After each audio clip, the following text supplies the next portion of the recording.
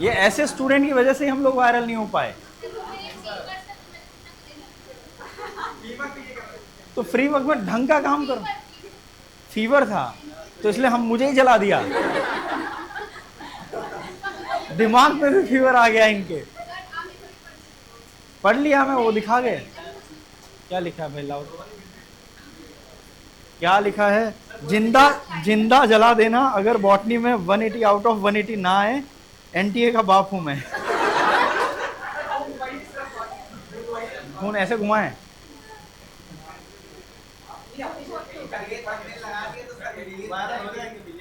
हाँ लो, इसको लगा दूं जेमराज बना के कुछ भी।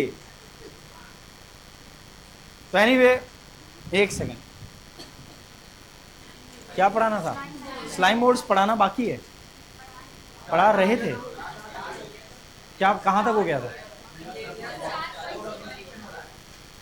ओ, उस दिन अपने रिकॉर्ड नहीं किया था लेकिन। तो चलो हल्का सा स्लाइम मोड पूरा फटाफट बताते हुए आगे बढ़े। हाँ क्या दिक्कत है भाई विनीत? बात ना करो प्लीज। हाँ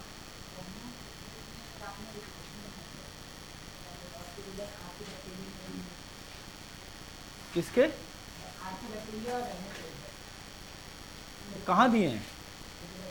तो कहाँ दिया है? आर्किवेक्टर में कहाँ मोड ऑफ रिप्रोडक्शन? नहीं दिया ही नहीं, इसलिए मैंने नहीं बताया। तो किधर गया मार्कर? हाँ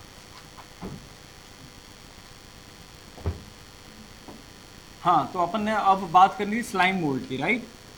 तो स्लाइम मोल्ड्स में ये फंगस लाइक कैरेक्टर रखते हैं, ये बता ही दिया होगा मैंने, इसलिए इनको मोल्ड्स में रखा था। स्लाइमी का मतलब होता है ये चिपचिपा सा कवर होता है ना, स्लाइमी सा कवर होता है। ये फंगस लाइक कैरेक्टर होते हैं इनमें, इसलिए इनको मोल्ड्स बोला गया। मोल्ड्स वर्ड जहां आता है वो ऐसे होता है। ये लोग ये आपके सेप्रोट्रॉफिक होते हैं। क्या होते हैं? सेप्रोट्रॉफ, जिसको अपन बोलते हैं मृत पोषी, मरी हुई चीजों से खाना पोषण लेते हैं। They grow on dead and decay, grow by consuming, या they consume dead and decayed leaves और ट्विग्स। ट्विग्स का मतलब होता है छोटी छोटी टहनियों के टुकड़े, वो सब, ठीक है। और लीव्स तो पता ही है आपको। डिकेड का मतलब है सड़ा हुआ, सड़ने के बाद जो पत्तियां वत्तियां गिरी हैं यानी, है ना, उनको ये कंज्यूम कर जाते हैं और उस पर ग्रो करते रहते हैं। इनमें वेजिटेटिव जो स्टेज है, वेजिटेटिव स्टेज लाइफ की, उसमें सेल वॉल एब्सेंट होती है। सेल वॉल क्या होती है? एब्सेंट होती है, ठीक है। जब ये ग्रो करते हैं, इनमें नॉर्मल जो कंडीशन होती है, यानी नॉर्मल फेवरेबल कंडीशन जब होती हैं, फेवरेबल कंडीशन जब होती हैं, यानी अपन बोलेंगे अनुकूल परिस्थितियां हैं। कौन सी परिस्थितियां? अनुकूल परिस्थितियां। तो अनुकूल परिस्थितियां हैं, ठीक है। उनमें क्या होता है? नॉर्मल फेवरेबल कंडीशन के अंदर इनमें they form Plasmodium, they form Plasmodium. कौन है प्लाज्मोडियम? इनकी लाइफ की एक स्टेज है, ये इनकी लाइफ की एक स्टेज है, ठीक है, जिसमें मल्टी न्यूक्लिएटेड होता है। ये कैसा होता है?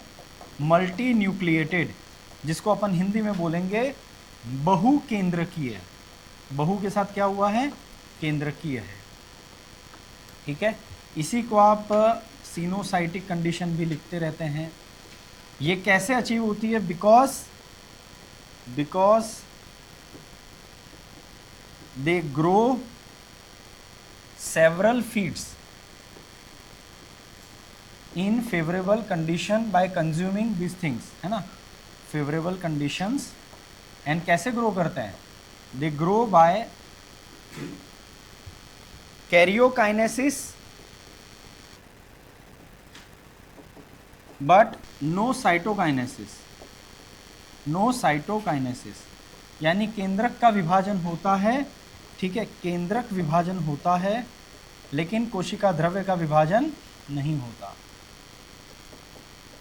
होता है मगर कोशिका द्रव्य का विभाजन नहीं होता।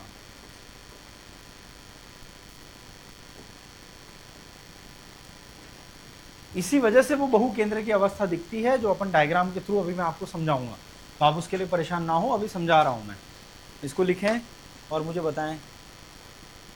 तो चलिए आपको समझाते हैं कि इनके साथ कैरियोकाइनेसिस, साइटोकाइनेसिस, ये सब क्या बात है। तो कैरियोकाइनेसिस का मतलब होता है, कैरियो मतलब क्या होता है, न्यूक्लियस, काइनेसिस यानी डिवीजन, 1 से 2, 2 से 4 न्यूक्लियस बनना। साइटोकाइनेसिस का मतलब होता है साइटोप्लाज्म का डिवीजन, है ना। तो कैरियोकाइनेसिस होता है लेकिन साइटोकाइनेसिस नहीं होता है, यानी न्यूक्लियस पे न्यूक्लियस बनते जाएंगे लेकिन बीच में वॉल नहीं बनेगी, इसलिए आपका हर एक सेल पर्सनल नहीं लगेगी। तो कैसे होता है ये, तो लेट्स से ये ऐसा था, ये एक न्यूक्लियस था, फिर आपका न्यूक्लियस डिवाइड हुआ, कितना बनाया, 2, फिर आपका न्यूक्लियस डिवाइड होकर ऐसा ऐसा ऐसा ऐसा प्लाज्मोडियम जैसा बना दिया, जिसमें बहुत सारे न्यूक्लियस हैं। कितने सारे न्यूक्लियस हैं, बहुत सारे। इसी को आप कहते हैं मल्टी न्यूक्लिएटेड कंडीशन, ठीक, बहुकेंद्र की अवस्था। और ऐसा क्यों हुआ है, क्योंकि इनके बीच में साइटोप्लाज्म अगर डिवाइड होता तो कैसा दिखता वो बताता हूँ, ऐसा दिखता। बीच में क्रॉस वॉल बनती है जिसको अपन कहते हैं सेप्टा। जब वो नहीं बनता यानी आपने साइटोप्लाज्म को 2 भागों में नहीं बांटा, तो आपका क्या हो गया, साइटोकाइनेसिस नहीं हुआ। हिंदी में बोलें तो कोशिका द्रव्य का विभाजन नहीं हुआ, खाली केंद्रक विभाजित हो रहा है। तो ऐसे केस में बीच में वॉल नहीं बनने से पर्सनल सेल्स ना मिलके ऐसी कंडीशन मिलती है, इसको अपन बोलते हैं मल्टी न्यूक्लिएटेड या coenocytic condition. Is that clear, perfect. तो ये आपका मल्टी न्यूक्लिएटेड है, यही आपका प्लाज्मोडियम है। प्लाज्मोडियम को समझ लो ऐसा कि बड़ा सा है ना, गंदा सा अमीबा है कोई बड़ा सा, जिसमें बहुत सारे केंद्रक हैं, न्यूक्लियस है, वैसा सा दिखता है। और ये सेवरल फीट्स तक ग्रो करता है, कई फीट ग्रो करता है ये। जब अनुकूल परिस्थितियां हो तब। पलक सुनेंगे नहीं, लिखते रहेंगे तो फिर कैसे समझना है। सुनो जब समझा रहे हैं तो। श्रवणम इंपॉर्टेंट इंद्रिय है, ठीक। फिर ये आपका ग्रोज सेवरल फीट्स, कितना, ऐसा बड़ा सा एनसीईआरटी बनाया है,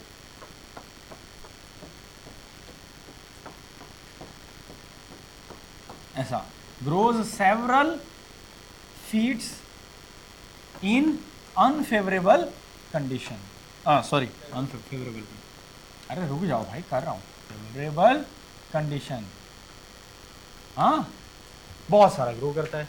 फिर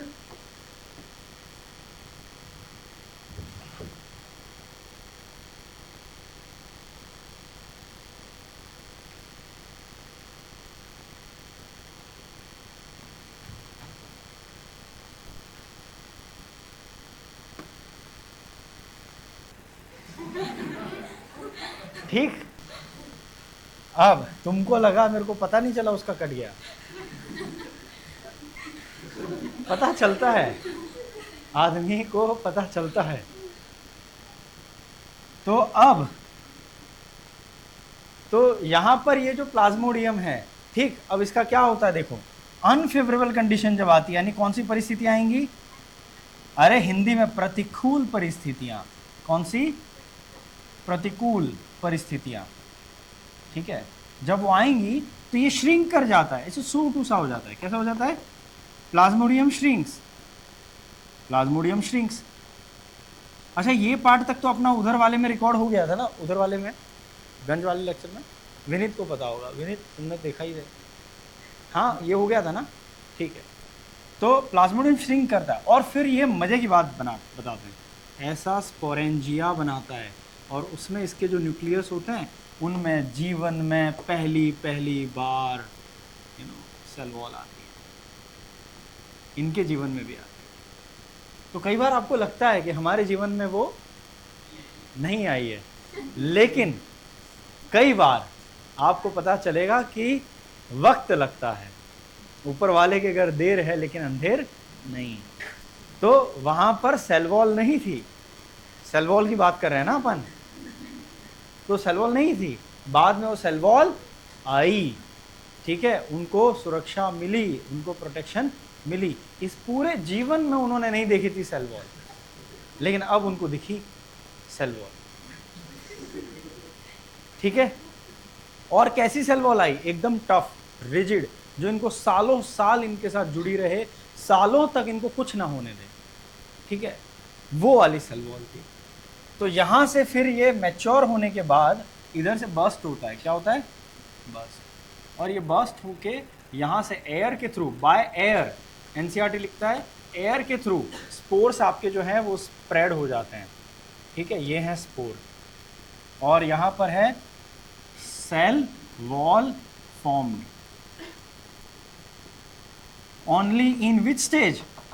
ओनली इन रिप्रोडक्टिव स्टेज। सिर्फ प्रजनन के दौरान इनमें सेल वॉल आई है। और कई बार आपको प्रतिकूल परिस्थितियां ये सिखाएंगी कि जब आपका अनुकूल टाइम था, आपने वो अपने चारों तरफ सेल वॉल बनाना नहीं सीखा, नहीं आता था आपको, लेकिन ऐसा टाइम आएगा, वक्त आएगा जो आपको सिखा देगा कि आपको अपने चारों तरफ एक हार्ड वॉल बनाने की ज़रूरत है।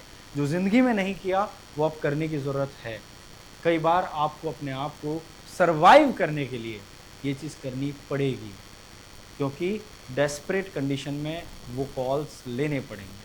और आप अपने आप को इस तरह पाएंगे, चारों तरफ सेल वॉल लेके, स्पोर्स बना के, ये स्प्रेड हो गए आपके स्पोर्स। और ये स्पोर्स जो है ना, इनकी वॉल इतनी रेजिस्टेंट होती है, इतनी टफ होती है कि they can survive for years. They can survive for years. सालों साल जिंदा रह सकता है ये स्पोर्स। मंथ्स से लेके ईयर्स तक ऐसा कि ऐसा पड़ा रहेगा मिट्टी में, हवा के साथ यहाँ से स्प्रेड होने के बाद। और बैठे बैठे वही गाना गाएगा, कौन सा? अपना टाइम आएगा, अपना टाइम आएगा। और वो वेट करेगा राइट टाइम, क्योंकि उसको पता है कि अभी टाइम सही नहीं, अभी चुपचाप शांत रहना है। क्योंकि नेचर ने ये सिखाया है कि भाई जब टाइम खराब चल रहा हो और आप चौड़ में जियोगे तो आप निपट जाओगे।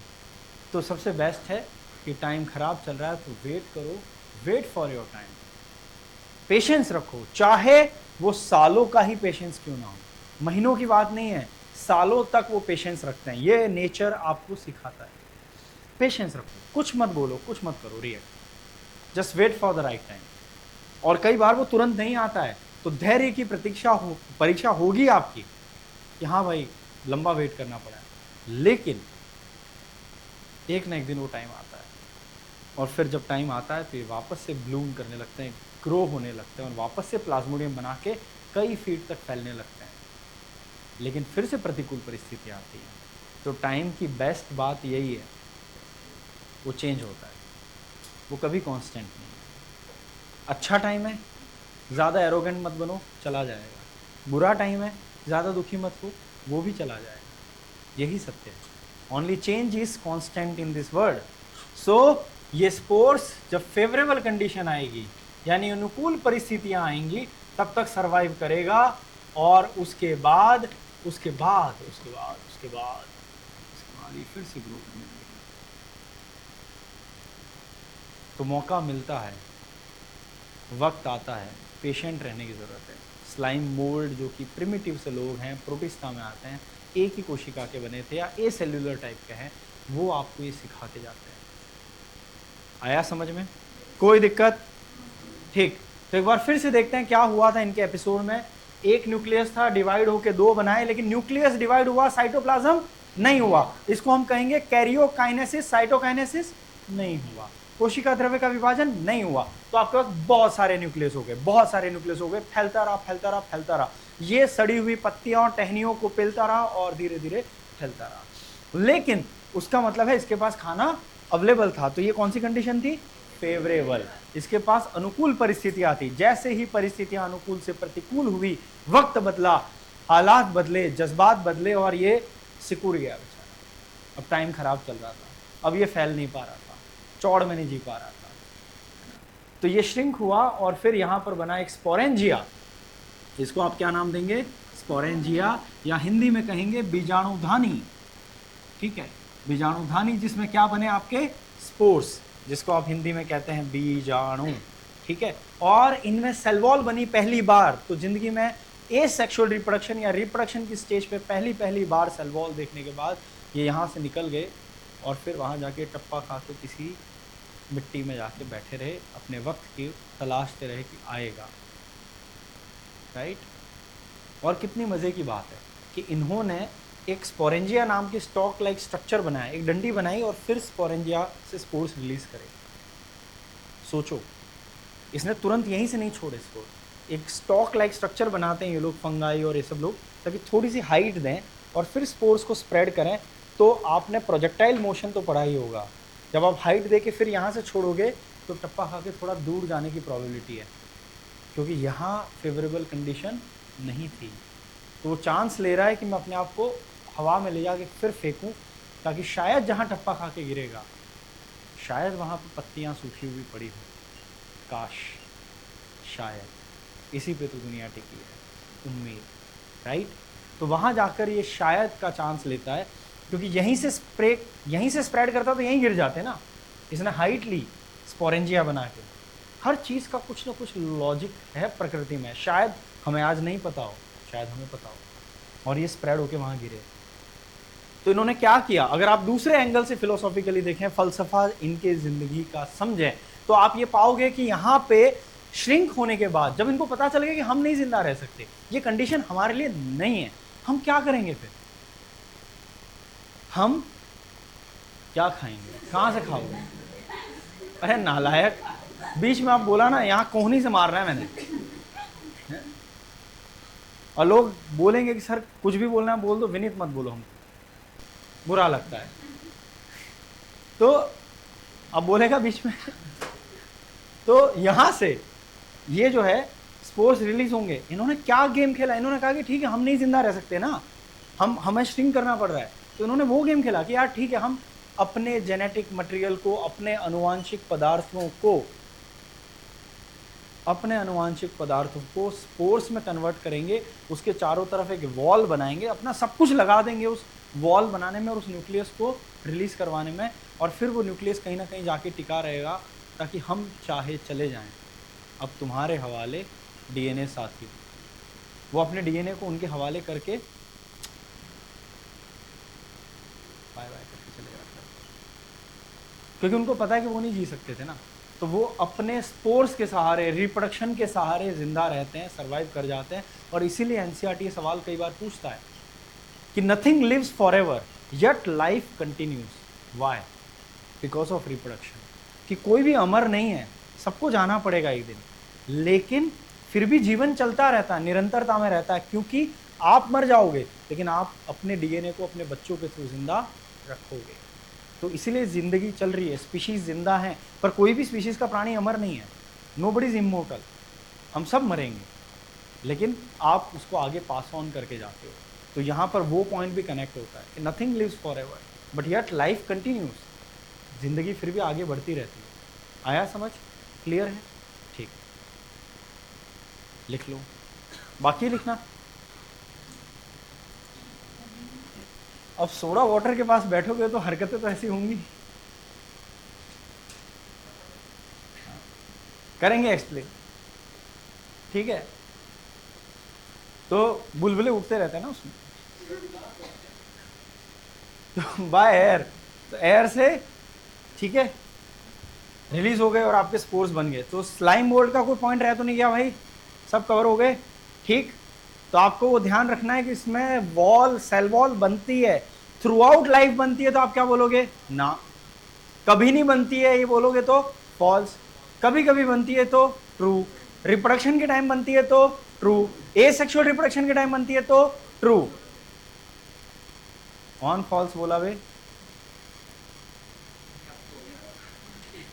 अफजल, 4 आदमी बुलाए।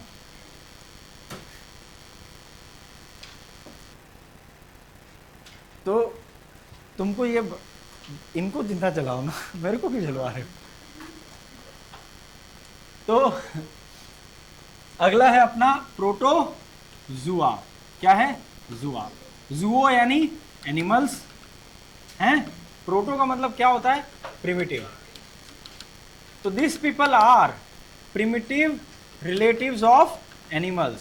ये लोग आपके प्रिमिटिव रिलेटिव हैं एनिमल्स के, यानी पुराने से, अविकसित से या अल्प विकसित से रिश्तेदार, रिलेटिव्स ऑफ एनिमल्स। इसका हिंदी लिखने की जरूरत तो नहीं है, primitive relatives of animal. Relative तो सबको पता होता है, और प्रिमिटिव यानी अल्पविकसित लिख देता हूं।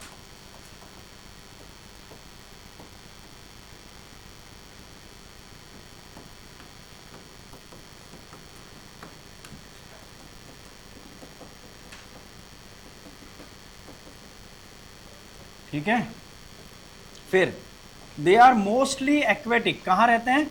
मोस्टली एक्वेटिक, है ना, वो मरीन भी हो सकता है, फ्रेश वाटर भी हो सकता है, ठीक है, कुछ मॉइस्ट सॉइल में भी रहते हैं और मॉइस्ट सॉइल। मॉइस्ट सॉइल का मतलब क्या होता है? नमी वाली मिट्टी, नमी वाली मिट्टी, नमी वाली मृदा।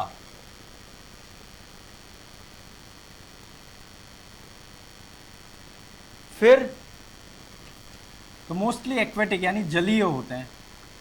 सेल वॉल इनमें एब्सेंट होती है, यानी कोशिका भित्ति नहीं होती है, ठीक है। इनका मोड ऑफ न्यूट्रिशन क्या है?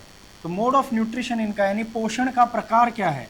तो मोड ऑफ न्यूट्रिशन इनका है ऑलवेज हेट्रोट्रॉफिक, कभी खाना खुद बनाते हुए नहीं दिखेंगे, यानी मृतपोषी ही हैं, परपोषी, ठीक है। और परपोषी में आपके आते हैं, या तो ये जनरली आपको प्रीडेटर्स की तरह मिलेंगे, यानी शिकार करने वाले लोग, शिकारी लोग हैं, या फिर ये आपके पैरासाइट्स मिलेंगे काफ़ी हद तक। क्या मिलेंगे? पैरासाइट्स, जिसको आप हिंदी में कहेंगे परजीवी। ये इनका बेसिक कैरेक्टर है और इनको बांटा गया है, दे आर क्लासिफाइड। इनको किस आधार पे बांटा है? ऑन द बेसिस ऑफ, किस बेसिस पर? On the basis of locomotion या लोकोमोटरी ऑर्गन्स, आवागमन के अंगों के आधार पर बांटा गया है, आवागमन के अंग, ठीक है, उसके आधार पे इनको बांटा गया है, लोकोमोटरी ऑर्गन्स के आधार पे बांटा गया है।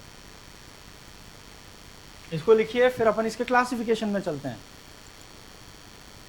क्लासिफिकेशन सिस्टम, ठीक है, इधर से गया इसलिए अच्छा आंसर दे रहा था, वरना तो नहीं दे सकता कोई आंसर, है ना। हाँ, तो चलो, तो प्रोटोजुआ प्रिमिटिव एनिमल्स, इसका मीनिंग है यानी प्रिमिटिव रिलेटिव ऑफ एनिमल। ये रिलेटिव्स हैं पुराने, और कहा जाता है कि शायद इन्हीं से एनिमल किंगडम की शुरुआत हुई हो, इवोल्यूशन हुआ हो। तो ये वो हैं, मोस्टली एक्वेटिक, पानी में रहते हैं या नमी वाली मृदा में, यानी टेरेस्ट्रियल भी हो सकते हैं, ज़मीन पे भी हो सकते हैं, पर कहाँ पर थोड़ी सी नमी चाहिए होती है, मॉइस्चर चाहिए होता है।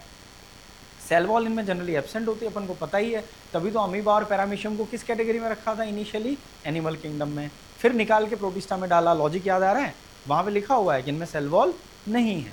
फिर मोड ऑफ न्यूट्रिशन यानी पोषण का प्रकार, कहाँ से पोषण पाते हैं? हमेशा परपोषी हैं, इनमें से कोई खाना बनाना नहीं चाहता, सब आत्मनिर्भर, एक भी नहीं है इनमें, सब ऐसे लोग हैं। तो कुछ शिकारी हैं और कुछ दूसरों का खून चूसते हैं, उससे न्यूट्रिशन पाते हैं, है ना, वैसे लोग हैं।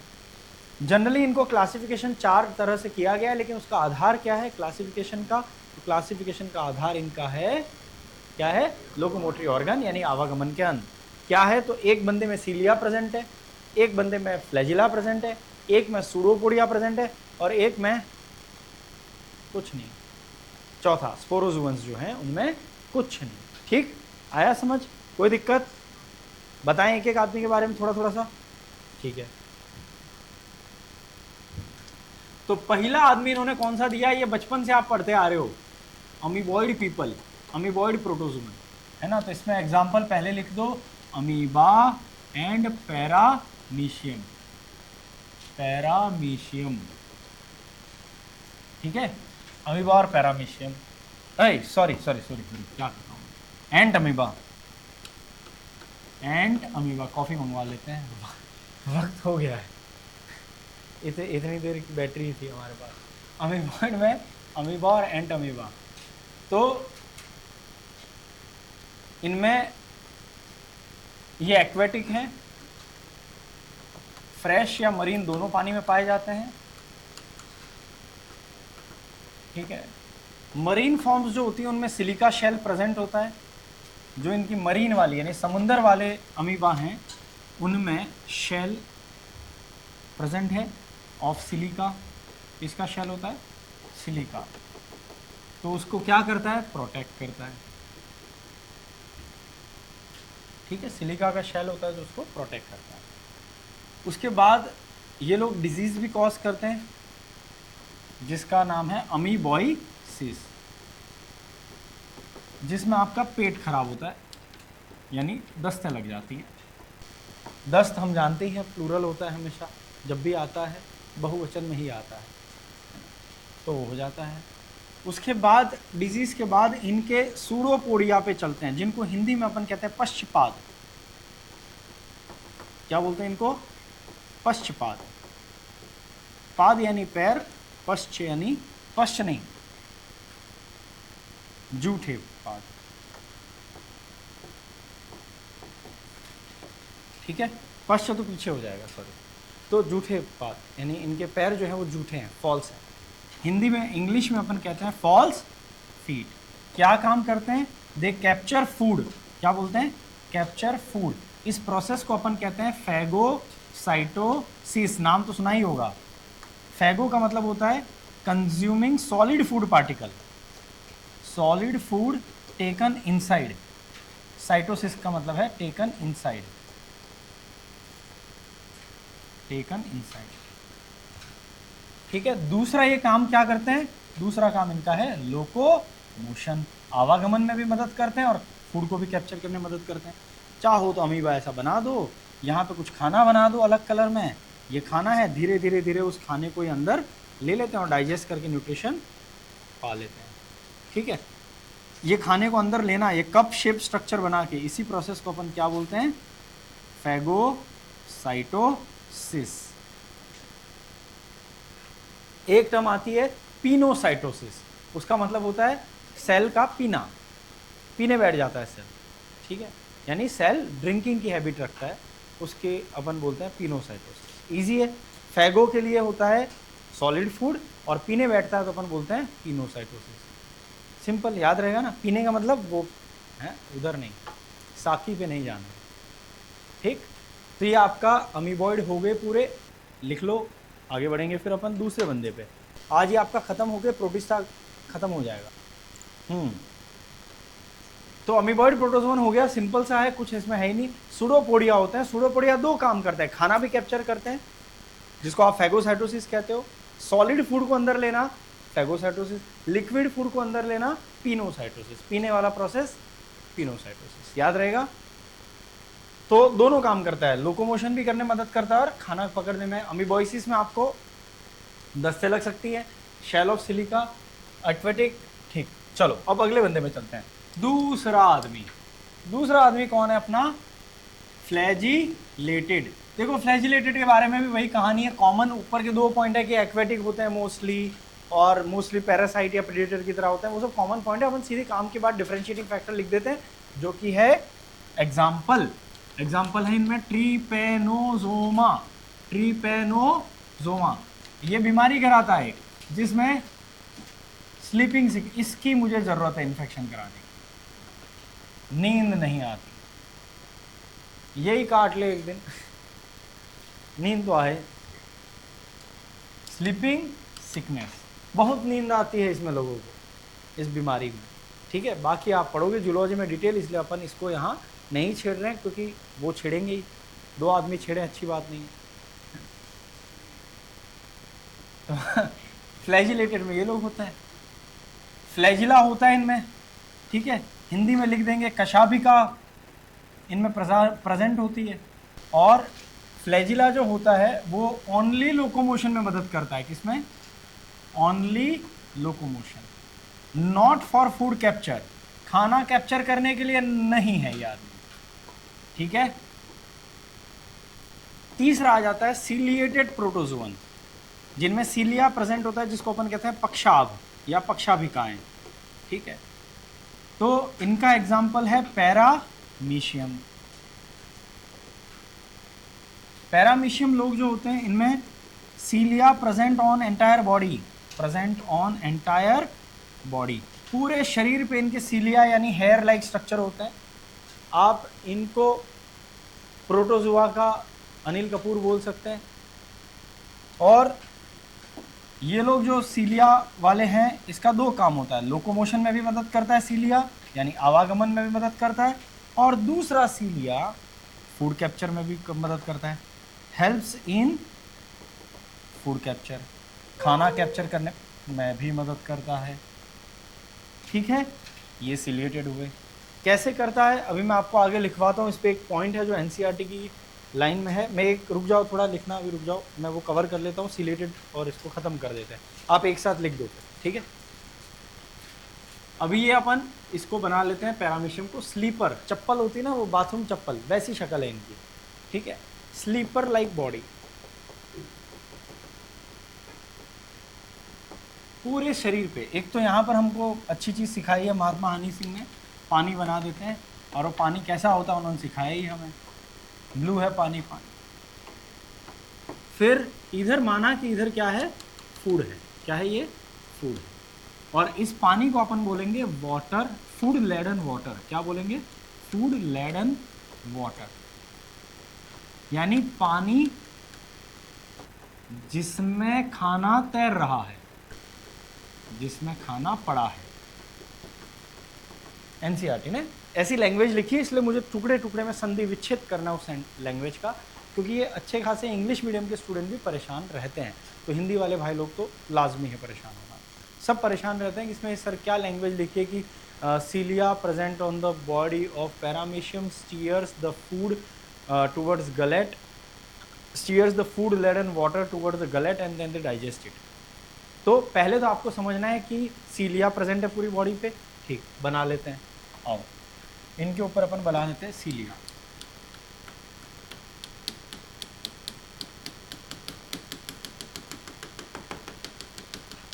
ये अब ये सीलिया क्या करते हैं, ये जो पानी के अंदर खाना पड़ा है, पानी जिसमें खाना पड़ा है, जिसके लिए इंग्लिश में उन्होंने क्या लिखा, फूड लेडन वाटर, यानी जिसमें फूड तैर रहा है या पड़ा है, उस पानी की लहरों को ऐसे ऐसे घुमाते हैं, स्टीयर करते हैं। स्टीयरिंग अपना क्या करता है, स्टीयर करता है अपनी तरफ। तो ये स्टीयर करते हैं पानी को, ये खाना पड़ा है माना है, ठीक है, यहाँ पे पानी है, ये मैं पैरामीशियम, ठीक, ये ऐसे ऐसे कर रहा है पानी को। खाना कहाँ जा रहा है, आया समझ में। तो अपन ने क्या लिखा था, देखो इधर, देखो देखो देखो देखो देखो, देखो, देखो क्या लिखा था, हाँ आया समझ में। क्या बोला इधर, खाने को स्टीयर करता है। तो अब अपन इसको लिख लेते हैं। सो सीलिया स्टीयर्स फूड लेडन वाटर। अब फूड लेडन वाटर क्या होता है अलग से आपने लिखा ही हुआ है, food laden water towards opening, opening यानी माउथ लाइक स्ट्रक्चर। अब इनमें प्रॉपर माउथ नहीं है तो ओपनिंग बोल दो आप, ये रहा ओपनिंग, ठीक है, ये है ओपनिंग। और यहां पर जाके आपका आएगा गलेट, ठीक है। तो खाना जो है वो धीरे धीरे इधर जाएगा, ये स्टीयर करेगा, खाना इधर से अंदर जाएगा और फिर यहां से गलेट में जाएगा, और फिर क्या होगा, डाइजेशन ऑफ फूड होगा कि नहीं होगा। ये है, इधर थोड़ी सी अपन जगह कर देते हैं, रुको, हाँ सॉरी, थोड़ा सा माउथ जैसा बना देते हैं। हाँ ये लो ओपनिंग हो गई, इसको आप बोलेंगे ओपनिंग। और खाना जो है इधर से आ रहा है, येलो कलर का खाना है, येलो कलर का खाना बना दो ऐसे, ठीक है। नहीं, उसके बाद का स्टेज है डाइजेस्टिव ट्रैक्ट का पार्ट, उसके बाद, ठीक है।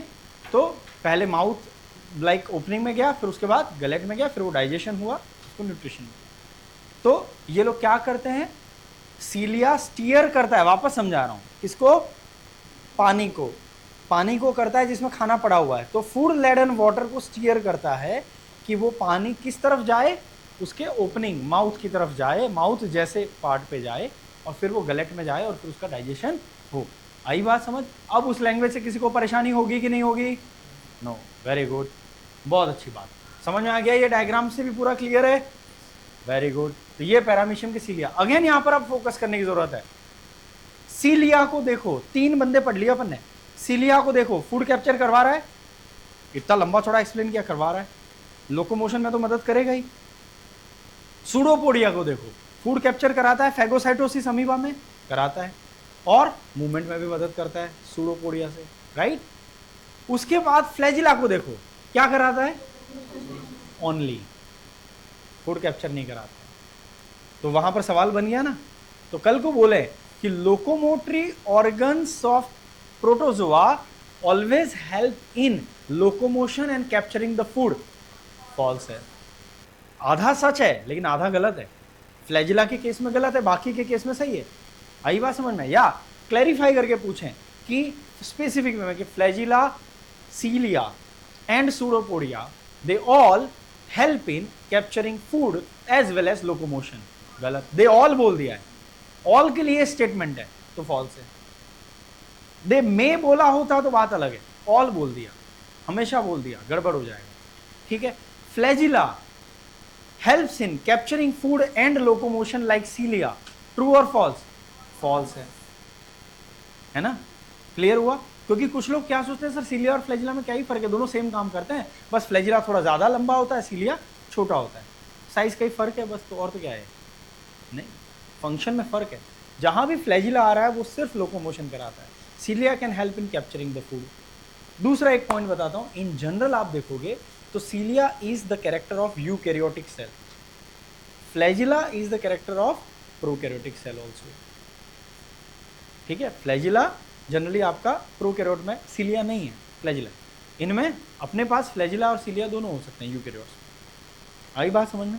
तो सीलिया कैरेक्टर टेक्निकलिटी पे जाएं, टेक्निकली बोलें, ऐसा लिबरल वे में तो आप कई बार जब ज़्यादा फ्लैजिला होते हैं बैक्टीरिया में तो उसको मल्टी फ्लैजिलेटेड बोलने के बजाय मल्टी सीलिएटेड बोलते हैं, क्योंकि कुछ साइंटिस्ट कहते हैं कि नंबर फ्लैजिला का एक या दो ही होना चाहिए, फ्यू होना चाहिए, जब ज़्यादा हो जाए तो टर्म सीलिया बोलनी चाहिए। तो उस टेक्निकलिटी की वजह से लिबरल वे में कुछ लोग मल्टी फ्लैजिलेटेड को मल्टी सीलिएटेड बोल सकते हैं। ठीक है।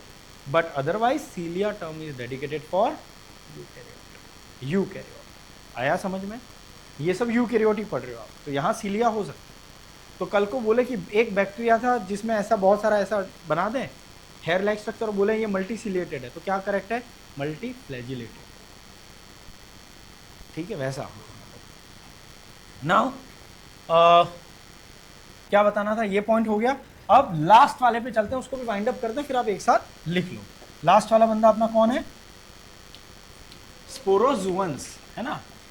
तो इसके बारे में भी आप डिटेल में पढ़ने वाले हो जूलॉजी में, इसलिए अपन छेड़ना चाहते नहीं है। स्पोरो का मतलब है स्पोर लाइक एंड जुअन्स का मतलब है एनिमल्स। तो इनको स्पोर लाइक क्यों बोला? क्योंकि इनकी स्पोर लाइक इन्फेक्टिव स्टेज होती है, इन्फेक्टिव स्टेज होती है। हिंदी में बोले तो बीजाणु जैसी, इनकी बीजाणु जैसी संक्रामक अवस्था होती है। इनका संक्रमण करने की जो अवस्था है वो कैसी होती है? बीजाणु जैसी दिखती है, इसलिए इनका नाम स्पोरोजुअन यानी एनिमल लोग हैं जो स्पोर जैसा कुछ रखते हैं। आई बात समझ? फिर इसका फेमस एग्जांपल है प्लाज्मोडियम, एंड इनमें no locomotory organ, no locomotory, इनमें आवागमन का कोई अंग नहीं है। एक में सीलिया था, एक में फ्लैजिला था, एक में सूडोपोडिया था, चौथे में कुछो नहीं है। इसी आधार पे बांटा है।